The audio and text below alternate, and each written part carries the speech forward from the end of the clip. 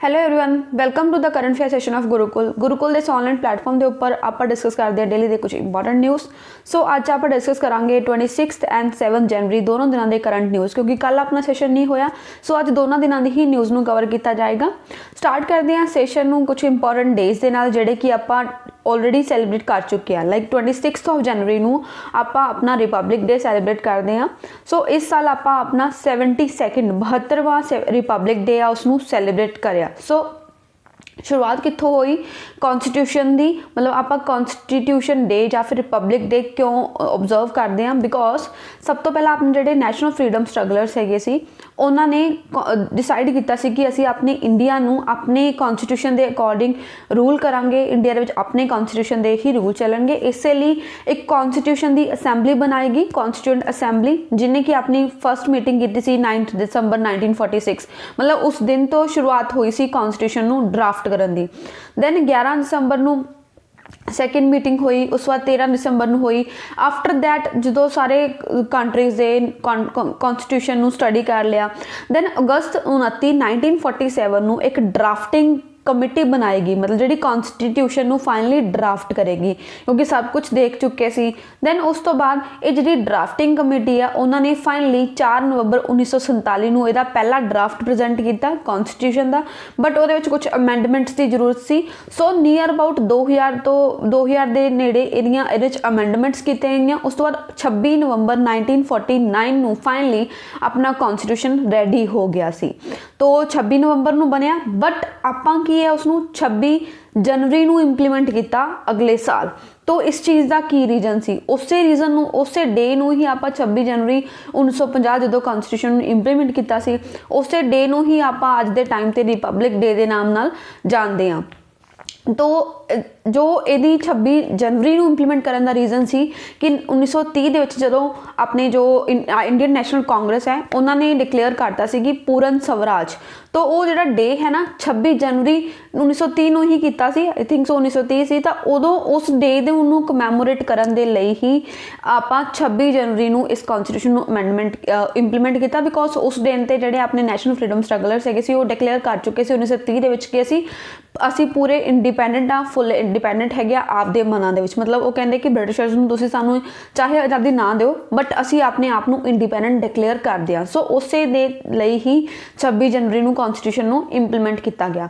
तो अगर आप गल करिए कॉन्स्टिट्यूशन को बनने में कितना टाइम लग्या, 2 साल 11 महीने 18 दिन टोटल इन्ने टाइम में कॉन्स्टिट्यूशन अपना बन के तैयार हो गया सी। सो काफ़ी इंपॉर्टेंस है अपने लिए, आपको हर एक को कॉन्स्टिट्यूशन का पता होना चाहिए, बिकॉज वो अपने सारे राइट्स ऑब्लीगेशन सब कुछ मैंशन है, वो अकॉर्डिंग अपनी कंट्री चलती है। सो रिपब्लिक डे 72 आप इस बारी ऑब्जर्व करिया।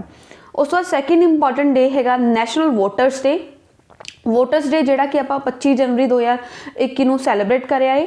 तो 25 जनवरी को ही क्यों करते हैं? बिकॉज इस दिन 1950 के इलैक्शन कमीशन ऑफ इंडिया बनाया गया। इलैक्शन कमीशन मतलब जोड़ा इलैक्शनस नू कंडक्ट करता। सो उस दे याद दे विच ही, मतलब उस दी कमैमोरेशन के लिए जोड़ा 25 जनवरी को हरेक साल आप वोटर्स डे सैलीब्रेट करते हैं, ताकि वोटर्स नू अवेयर करवाया जा सके। एंड ये कुछ साल पहले ही शुरू होया, इस बार आप 11वां नैशनल वोटर्स डे ऑब्जर्व करते हैं। मेन पर्पज़ की होंगे to encourage facilitate and maximise enrolment specially for the new voters. नवे वोटर्स की इनरोलमेंट वास्ते इसनों करवाया जाता है। थीम यदा है making our voters empowered vigilant and safe and informed.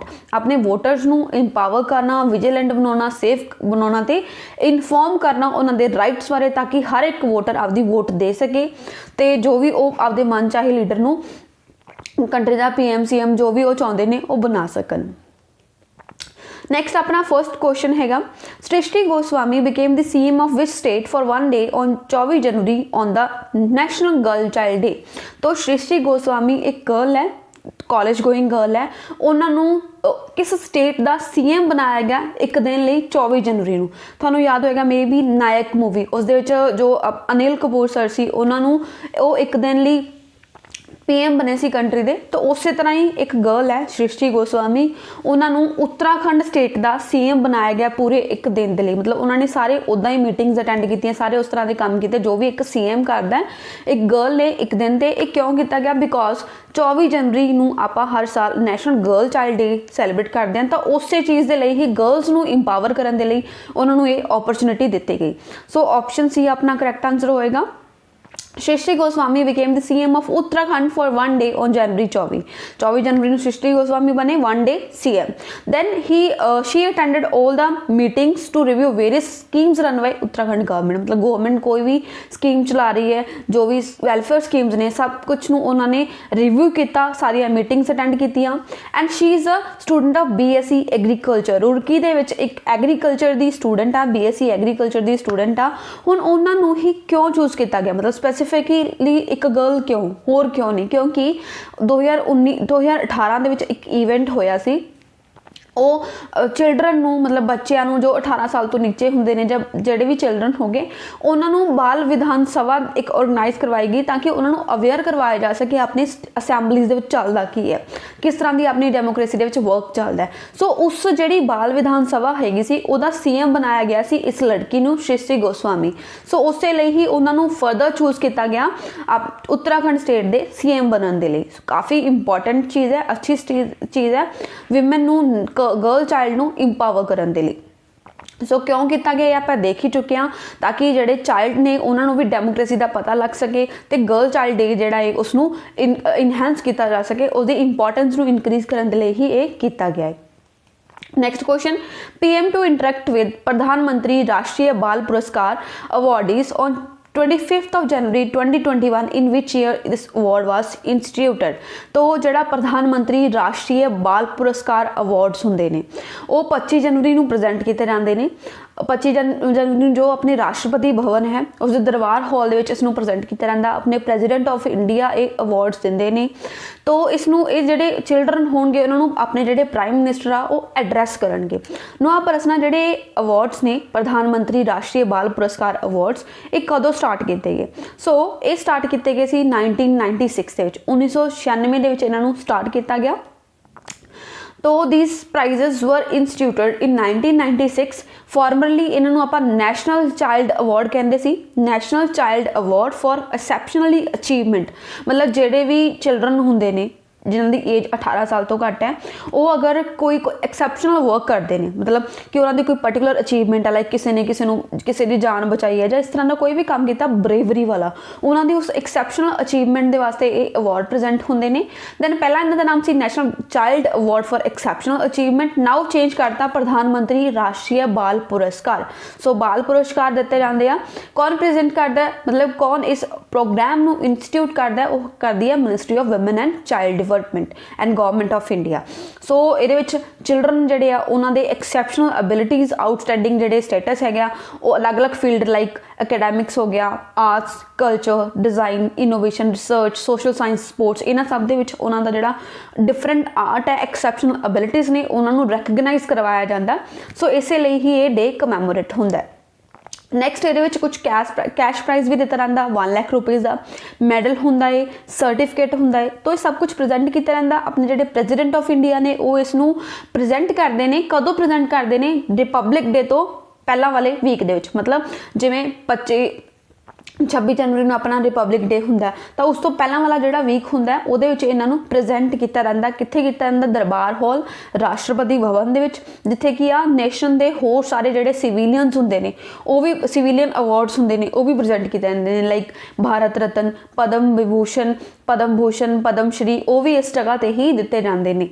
सो ये जोड़े अवार्ड है पहला लाइक जदों कुछ टाइम पहला इन्हों जो इन्हों नैशनल चाइल्ड ब्रेवरी अवार्ड कहते सी तो उस टाइम ते चिल्ड्रन डे ते प्रेजेंट होंदे सी। नाउ ये जो रिपब्लिक डे तो कुछ दिन पहला प्रेजेंट होने लग गया पिछले वीक दे विच। So next question, who has been selected for Subhash Chandra Bose Aapda Prabandhan Puraskar 2021 in individual category of the award.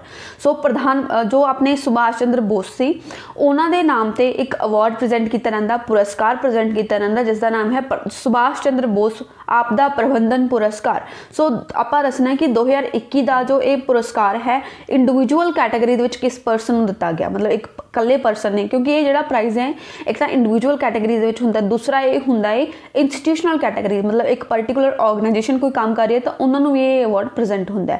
So individual category गल करिए तो ये जो अवार्ड है वो मिले राजेंद्र कुमार भंडारी नूं। सो option D is the correct answer. Rajendra Kumar Bhandari has been selected in individual category for the SC Bose Aapda Prabandhan Puraskar for invaluable contribution and selfless service in India in the field of disaster management। तो उन्होंने जो particular field सी की सी disaster management, उन्होंने disaster management के लिए invaluable जो आपकी contribution दी आ India के लिए, दैट्स वाई उन्होंने ये प्राइज़ जो दिता गया है। Rajendra Kumar Bhandari who led the foundation of scientific studies on geo hazards, मतलब जो जियोग्राफिकल हैजर्ड्स होंगे ने उन्होंने साइंटिफिक स्टडीज़ के लिए इन्होंने फाउंडेशन स्टोन रखा। He was selected for this work for his contribution towards disaster management. So उस तो बाद एक ऑर्गेनाइजेशन हैगी है तो इंडिविजुअल कैटेगरी होगी। दैन अगर आप गल करिए ऑर्गेनाइजेशन की कैटेगरी तो किसी को मिले तो मिले sustainable environment and ecological development society seeds नूं ये अवार्ड के लिए पिकअप किया गया for on institutional category. The annual award जोड़ा ये वाला हो गया अपना आपदा प्रबंधन पुरस्कार, वो जो अनाउंस किया गया हरेक साल अनाउंस किया जाता है 23 जनवरी को, जो कि नेता जी सुभाष चंद्र बोस जी की बर्थ एनिवर्सरी होंगी है।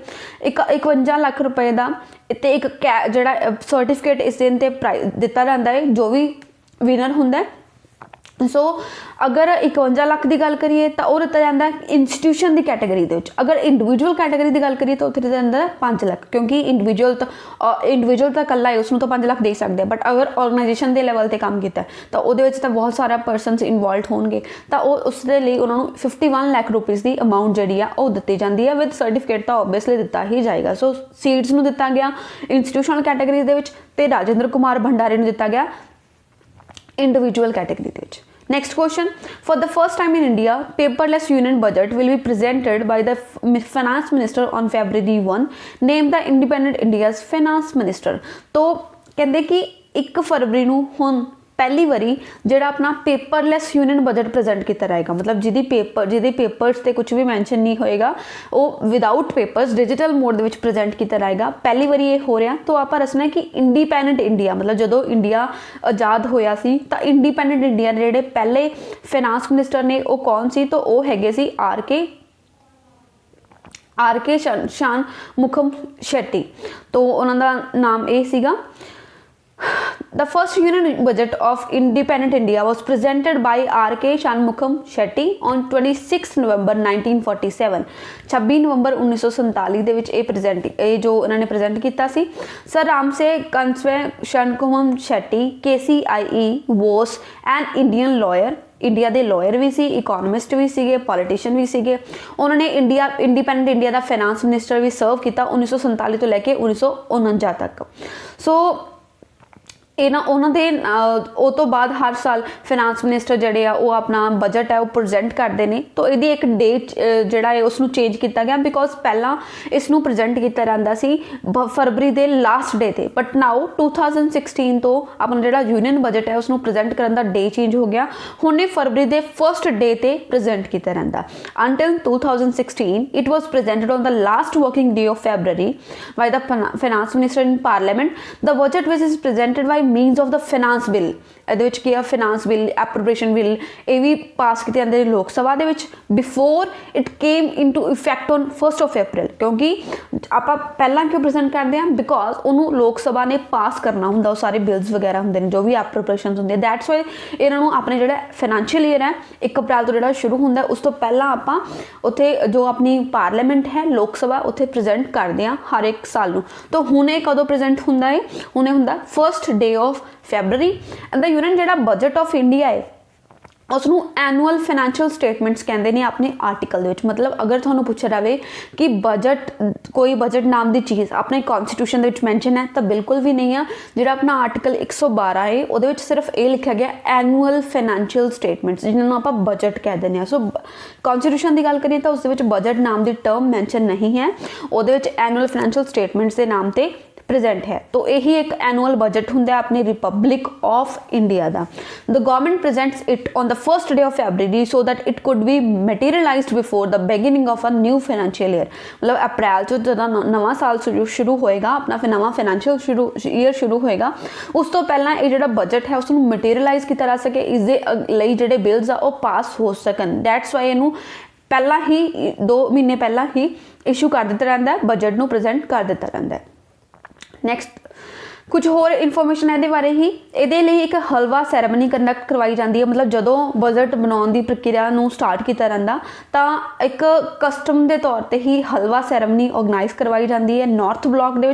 बिकॉज नॉर्थ जोड़े भी ऑफिशियल्स होंगे ने जोड़े इस बजट नू बनाते हैं, उन्होंने जिन्ने टाइम लिए बजट बनाएंगे वो सारे उत्थे ही बंद रहते हैं। नॉर्थ ब्लॉक जोड़ा कि अपने पार्लीमेंट हाउस का हैगा तो उस जगह ते ही ये सैरेमनी कंडक्ट करवाई जाती है in the presence of finance minister जिहड़े अपने एट प्रेजेंट कौन ने, निर्मला सीतारमन। तो union finance and corporate affair minister Nirmala Sitharaman की अगवाई दे विच ये जिहड़ी हलवा सैरेमनी कंडक्ट करवाई जाती है। मतलब यदा मतलब हुंदा है कि हुण बजट नूं बनाउण दी प्रक्रिया जिहड़ी है वो शुरू हो चुकी है।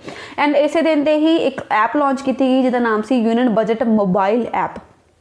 तो एक प्लेटफॉर्म है जिहदे थ्रू आपां ईजी तो क्विक एक्सैस हो जाएगी बजट रिलेटेड इन्फॉर्मेशन। मतलब आपां कोई बजट के रिगार्डिंग इन्फॉर्मेशन चाहिए है वो इस ऐप के थ्रू ही आपां प्रेजेंट हो सकती है। Then the halwa ceremony is performed every year before the lock in process of budget preparation begins. जो बजट जड़ा है वो बनाने की प्रक्रिया स्टार्ट होंगी है उस तो पहला लॉक इन के तौर पर ये जी सैरेमनी है हलवा सैरेमनी उसनू ऑर्गेनाइज करवाया जाता। मतलब उस डे तो बाद जो तक बजट नहीं बन जाता वो कुछ दिन वो सारे ऑफिशियल्स जोड़े बजट बना रहे हैं वो नॉर्थ ब्लॉक के ही रहते हैं, उत्थे ही उन्होंने सब प्रबंध होंगे, उस तो बाहर नहीं आते। सो सीक्रेसी के अपना जो बजट है उसनू प्रिपेयर किया जाता है। Next question, Namrup which was recently making news for its urea plant is located in which state. Namrup एक यूरिया प्लांट है तो ये रिसेंटली न्यूज़ सी आप दसना है कि स्टेट के लोकेटेड है। So it is located in Assam state, Assam के लोकेटेड है। नामरूप एक स्मॉल टाउन है जोड़ा कि जोड़े ग्रेट पटकाई माउंटेन है रेंज है, क्योंकि आपको पता जो हिमालयस है, हिमालयस की जो थोड़ी साउथवर्ड टर्न हो जाती है अपने नॉर्थ ईस्ट इंडिया में आके तो उन्होंने नेम जोड़ा पूर्वांचल हो जाता है। पूर्वांचल दी अलग अलग हिल्स है ने, जिमें पटकाई वम हो गया, नागा हिल्स हो गया। सो इस चार हिल्स है ने। सो उन्होंने जी पटकाई माउंटेन रेंज है वो फुट हिल्स से लोकेटेड है जी प्लेस है जिसका नाम है Namrup. Extreme south eastern part है असम का, मतलब असम का बिल्कुल साउथ ईस्टर्न पार्ट से लोकेटेड है। रिवर दिहांग और दिसांग इसके थ्रू पास कर दी ने। एडमिनिस्ट्रेटिव नामरूप जोड़ा ये locate within Dibrugarh district जी एडमिनिस्ट्रेटिवली वर्किंग है वो डिब्रूगढ़ डिस्ट्रिक्ट लोकेटेड है। तो ये एक इंपॉर्टेंट इंडस्ट्रीयल एरिया है तो इसलिए कह रहा है कि नामरूप एक यूरिया प्लांट के नाम से फेमस होया, न्यूज़ में आया। सो दैट्स वाई आप उसके जोड़े जोग्राफिकल कंडीशंस ने उन्होंने स्टडी कर रहे हैं। नामरूप 4 ये जरा आप नामरूप क्यों न्यूज़ के आया, because union minister for chemicals and fertilisers ने एक मीटिंग कंडक्ट करवाई सी जिहदे किया जो भी है अपकमिंग 12.7 लाख रुपीज़ का प्रोजैक्ट आ रहा, million metric tonne per annum 12.7 lakh का MMTPA कैपेसिटी यूरियल प्लांट जोड़ा है वो नामरूप के सिचुएट किया जाएगा। That's why Namrup was in news. So याद रखना नामरूप कितने लोकेटेड है, आसम के भी जोड़े पटकाई माउंटेन रेंज है सदर्न साइड से उस जगह पर ये लोकेटेड है। रिवर पास कर दी है दिहांग और दिसांग जिन्होंने आप कहने हैं। Next question, which app has been launched by the Ministry of Finance for issuing the first paperless union budget। और आप प्रीवियस एक क्वेश्चन डिस्कस किया से कि फर्स्ट टाइम एक अपना जो पेपरलैस बजट है उसको प्रेजेंट किया जाएगा। तो आप दसना है कि मिनिस्ट्री ऑफ फाइनेंस ने एक ਐਪ ਇਸ਼ੂ ਕੀਤਾ ਇਸ ਜੋ ਪੇਪਰਲੈਸ ਬਜਟ ਨੂੰ ਇਸ਼ੂ ਕਰਨ ਦੇ ਲਈ, ਕਿਉਂਕਿ ਪੇਪਰਲੈਸ ਹੈ ਓਬਵੀਅਸਲੀ ਉਹਦੇ ਲਈ ਕੋਈ ਨਾ ਕੋਈ ਐਪ ਜਾਂ ਫਿਰ ਕੋਈ ਪਲੈਟਫਾਰਮ ਚਾਹੀਦਾ ਹੋਏਗਾ। ਤਾਂ ਆਪਣਾ ਬਜਟ ਹੈ ਉਹਨੂੰ ਆਪਾਂ ਨੋਰਮਲ ਕਿਸੇ ਵੀ ਐਪ ਤੇ ਜਾਂ ਕਿਸੇ ਵੀ ਚੀਜ਼ ਦੇ ਵਿੱਚ ਪ੍ਰੈਜ਼ੈਂਟ ਤਾਂ ਨਹੀਂ ਕਰ ਸਕਦੇ, ਤਾਂ ਉਹਦੇ ਲਈ ਸਪੈਸੀਫਿਕਲੀ ਇੱਕ ਐਪ ਇਸ਼ੂ ਕੀਤਾ ਗਿਆ, ਉਸ ਐਪ ਦਾ ਨਾਮ ਸੀ union budget. So option D is the correct answer. Union Minister of Finance Nirmala Sitharaman has launched union budget app for issuing India's first paperless budget. So काफ़ी important question हो जाएगा आने वाले एग्जाम से लिए कि जो पहला पेपरलैस बजट है वो कदों प्रेजेंट किया गया 2021-22 फाइनैंशियल ईयर के लिए एंड किस ऐप के थ्रू प्रेजेंट किया गया अपने यूनियन बजट नाम की ऐप से किसने प्रेजेंट किया एट प्रेजेंट जो अपने Nirmala Sitharaman union minister of finance ने उन्होंने इसनों प्रेजेंट किया। The app will have the digital copies of all the budget related documents, जो भी बजट के डॉक्यूमेंट्स होंगे उन्होंने सारे डॉक्यूमेंट्स दी डिजिटल कॉपीज इस ऐप पे available होंगियां।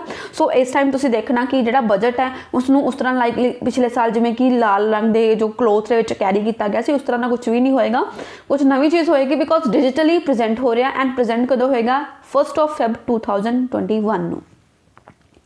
Next question, which team won the 10th national ice hockey championship? केरी team ने 10वां नेशनल आइस हॉकी चैंपियनशिप जीते है।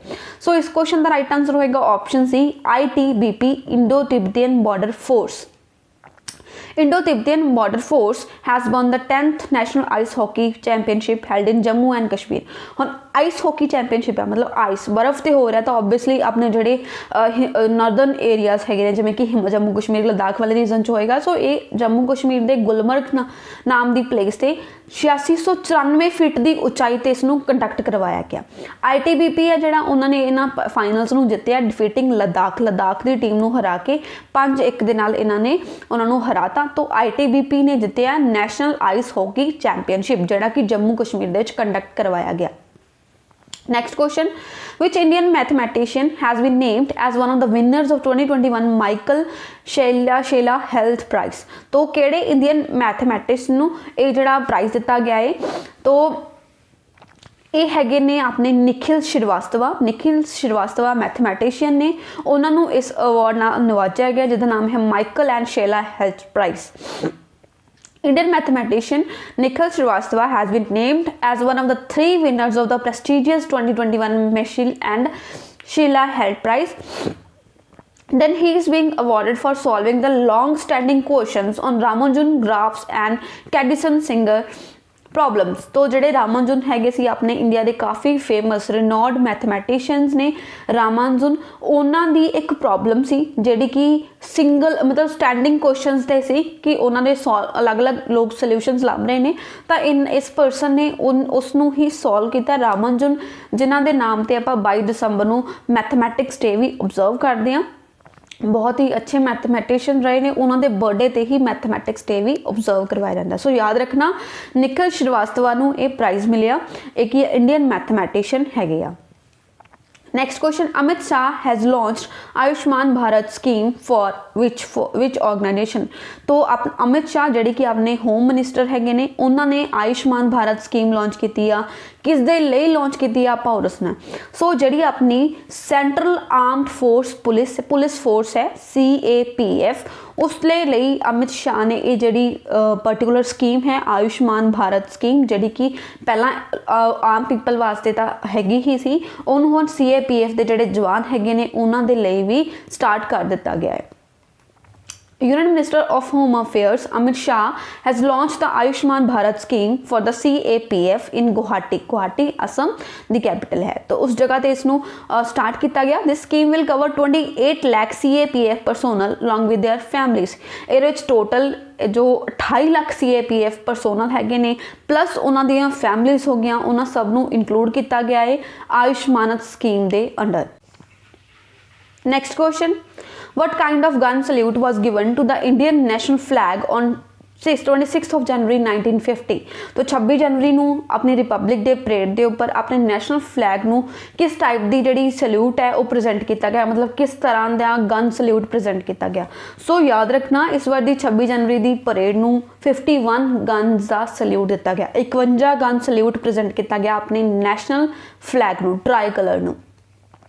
The 21 gun salute and the unfurling of the Indian national flag by the first president of India Dr. Rajendra Prasad gave the historic birth of the Indian Republic। वो आपको पता है कि ਜਿਹੜੇ ਆਪਣੇ doctor Rajendra ਪ੍ਰਸਾਦ first president ਹੈਗੇ ਸੀ, ਉਹਨਾਂ ਨੇ 26 ਜਨਵਰੀ 1950 ਨੂੰ ਇਹ ਜੋ ਆਪਣਾ ਨੈਸ਼ਨਲ ਫਲੈਗ ਹੈ ਉਸ ਨੂੰ ਅਨਫੋਲਡ ਕੀਤਾ ਸੀ। ਉਸ ਦਿਨ 21 ਗਨਸ ਦਾ ਸਲੂਟ ਦਿੱਤਾ ਗਿਆ ਸੀ। ਇਸ ਵਾਰੀ ਕਿੰਨੇ ਦਾ ਦਿੱਤਾ ਗਿਆ? 51 ਗਨਸ ਦਾ ਸਲੂਟ ਪ੍ਰੈਜ਼ੈਂਟ ਕੀਤਾ ਗਿਆ ਆਪਣੇ ਨੈਸ਼ਨਲ ਫਲੈਗ ਨੂੰ। ਨੈਕਸਟ ਕੁਐਸਚਨ ਹੈ where will the parade go from Rajpath this year. ਮਤਲਬ ਆਪਾਂ ਇਹ ਦੱਸਿਆ ਕਿ ਵੈਸੇ ਆਲਰੇਡੀ ਇਹ ਚੀਜ਼ ਹੋ ਚੁੱਕੀ ਹੈ, ਬਟ ਆਪਾਂ ਅੱਜ ਡਿਸਕਸ ਕਰ ਰਹੇ ਹਾਂ 27 ਨੂੰ। ਦੈਟਸ ਵਾਈ ਆਪਾਂ ਦੇਖ ਲੈਂਦੇ ਕਿ ਇਹ ਜਿਹੜੀ ਪਰੇਡ ਹੈ ਉਹ ਕਿਸ ਜਗ੍ਹਾ ਤੋਂ ਜਾਏਗੀ। Where will the parade go from Rajpath this year, ਮਤਲਬ ਰਾਜਪਥ ਤੋਂ ਕਿਸ ਜਗ੍ਹਾ ਤੇ ਇਹ ਜਿਹੜੀ ਪਰੇਡ ਹੈ ਉਹ ਜਾਏਗੀ 26 ਜਨਵਰੀ ਦੀ parade. So it will go for national stadium. National stadium ਜਿਹੜਾ ਹੈਗਾ ਉਸ ਜਗ੍ਹਾ ਤੇ ਇਹ ਜਿਹੜੀ ਪਰੇਡ ਹੈ ਗਈ ਰਾਜਪਥ ਤੋਂ ਸੌਰੀ। ਦੈਨ ਇੱਕ ਹੋਰ ਛੋਟਾ ਜਿਹਾ ਕੁਐਸਚਨ ਹੈ ਵਟ ਇਜ਼ ਸੌ ਇੱਕ ਵੈਪਨ ਹੈ ਨਿਊਜ਼ ਵਿੱਚ ਆਇਆ। ਤਾਂ ਆਪਾਂ ਦੱਸਣਾ ਕੀ ਹੈ, ਮਤਲਬ ਕਿਹੜਾ ਵੈਪਨ ਮੇਡ ਬਾਈ ਚਾਈਨਾ ਹੈ ਜਾਂ ਫਿਰ 에ਅਰਫੀਲਡ ਵੈਪਨ ਮੈਨੂਫੈਕਚਰਡ ਬਾਈ DRDO, ਬਾਈਕ ਐਂਬੂਲੈਂਸ ਮੈਨੂਫੈਕਚਰਡ ਬਾਈ DRDO, ਸਪੇਸ ਇੰਜਨ ਮੈਨੂਫੈਕਚਰਡ ਬਾਈ ਇਸਰੋ। ਤਾਂ ਇਹਨਾਂ ਦੇ ਵਿੱਚੋਂ ਅਗਰ ਆਪਾਂ ਦੇਖੀਏ ਤਾਂ DRDO ਦੇ ਦੁਆਰਾ ਬਣਾਇਆ ਹੋਇਆ ਇੱਕ 에ਅਰਫੀਲਡ ਵੈਪਨ ਹੈ ਜਿਸ ਨੂੰ DRDO ਨੇ ਪ੍ਰੈਜ਼ੈਂਟ ਕੀਤਾ ਆਪਣੀ फोर्स वास्ते। So option B is the correct answer. DRDO has conducted a successful trial of an indigenously develop, मतलब इंडिया ने ही बनाया 100। इसकी फुल फॉर्म की है smart anti airfield weapon, smart anti airfield weapon, and it was tested from the Odisha coast तो इसनों present किया गया from the HAL of HAL Hindustan aeronautics limited का एक जैट सीगा, उस तो इसनों टेस्ट फायर किया गया। सो इसका नाम की है स्मार्ट एंटी एयरफील्ड वैपन 100। तो DRDO ने इसनों बनाया, याद रखना इंडिया का ही बनाया होया यह वैपन है। तो ये अपनी कुछ न्यूज़ कवर हो गया। लास्ट से अपना जोड़ा एक टॉपिक होंदा है इंपॉर्टेंट टॉपिक है नैशनल पार्क्स ऑफ तमिलनाडु। तो तमिलनाडु के नैशनल पार्क डिस्कस करांगे। काफ़ी इंपॉर्टेंट नैशनल पार्क ने तमिलनाडु के। तमिलनाडु एक स्टेट है जी कि अपनी सदर्न इंडिया लोकेटेड हैगी आ। ये ईस्टर्न तो वैसटर्न घाट्स जी कि अपने कोस्टल इंडिया अपना दो पार्ट्स में डिवाइडेड है ना, एक तो ईस्टर्न घाट्स एक हो गया वैसटर्न घाट्स। तो दोनों के ही आता तमिलनाडु की जी नीलगिरी हिल्स ने वो डिवाइड कर दिया ने अपने ईस्टर्न घाट तो वैसटर्न घाट्स, मतलब दोनों को कनैक्ट करने का काम कर दियाँ।